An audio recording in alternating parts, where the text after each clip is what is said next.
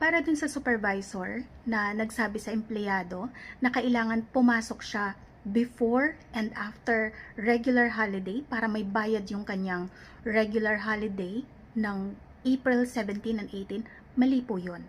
Kasi ang requirement ng batas, kapag hindi ka pumasok sa regular holiday, halimbawa April 9, hindi ka pumasok ng April 9, bayad ka pa rin for that day kahit hindi ka pumasok. May isang kondisyon. Dapat pumasok ka ng April 8 or naka-paid leave ka ng April 8, a day before the regular holiday para entitled ka sa regular holiday pay ng April 9. Okay? So, before. Ngayon, paano kung April 10 wala ka? Ibig bang sabihin hindi na bayad yung April 9 mo? Hindi po.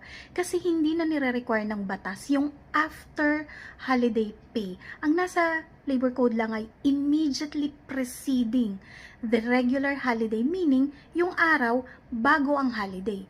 Paano kung yung araw na yon pumatak ng rest day mo? Rest day mo yung April 8 halimbawa, o kaya wala talaga kayong pasok sa time na yon, sa April 8.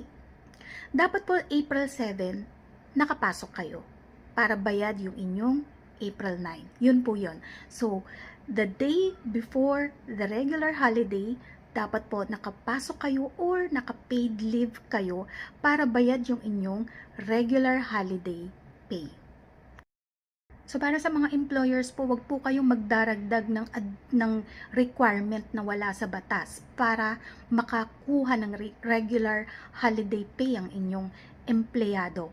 Before the regular holiday lang po yung requirement na kailangan nakapasok ang employee or naka-paid leave. Hindi na po nakalagay sa batas yung after regular holiday. Kapag pumasok sa trabaho ang empleyado sa araw ng regular holiday, makakakuha siya ng 2 times ng kanyang basic daily wage. So kung ang daily rate niya ay 1,000, pumasok siya ng regular holiday, makakakuha siya ng 2,000 pesos para sa araw na yun. Ngayon, what if nag-overtime ka at regular holiday? May dagdag na 30% sa iyong sahod.